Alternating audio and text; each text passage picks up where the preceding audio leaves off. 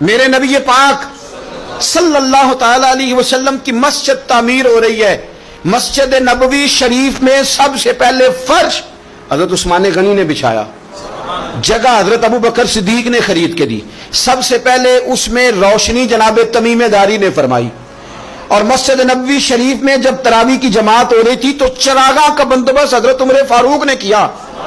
اور حضرت عمر چراغاں کا بندوبست کر رہے تھے، روشنی کر رہے تھے، مولا علی شیر خدا ان کے لیے دعا کر رہے تھے، فرماتے ہیں اللہ جس طرح عمر نے تیرا گھر روشن کر دیا ہے، عمر کے مزار کو روشن کر دینا، عمر کی قبر کو روشن کر دینا۔ یہ سونی مسجد، یہ پیاری مسجد، یہ میرے نبی پاک کی مسجد، آپ یقین کریں آج بھی اس مسجد میں جائیں نا تو یوں لگتا ہے جیسے انسان بچھڑا ہوا تھا یہاں سے اپنے گھر آ گیا ہے، یوں لگتا ہے کہ جیسے نا کوئی آغوش مادر ہے جس نے اپنے دامن میں چھپا لیا، یوں محسوس ہوتا ہے کہ یہ مسجد ہے جہاں پہنچ کر سارے دکھ ختم ہو گئے۔ اس مسجد میں بیٹھ کر میرے نبی پاک نے غلاموں کو دین سکھایا، اس مسجد میں بیٹھ کر نبی پاک علیہ السلام نے جنگ کے آداب بتائے، اس مسجد میں بیٹھ کر غلبہ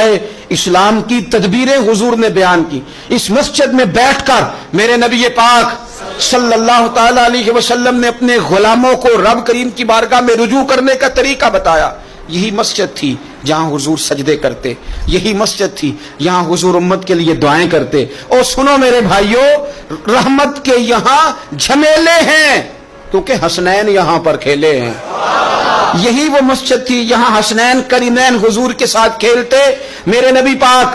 علیہ السلام کھجور کے تنے کے ساتھ ٹیک لگا کے خطبہ دیتے، کچھ صحابہ نے کہا حضور سارے غلام زیارت کرنا چاہتے ہیں،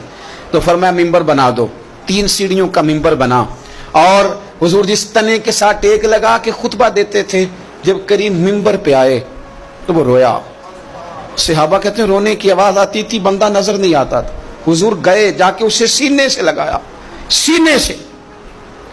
اور نبی پاک نے چپ کرایا، فرمایا میں چپ نہ کراتا یہ قیامت تک روتا رہتا۔ حضور ممبر پہ بیٹھتے، حضرت عائشہ صدیقہ کا حجرہ، اس حجرے سے حضور نکلتے ممبر پہ آتے،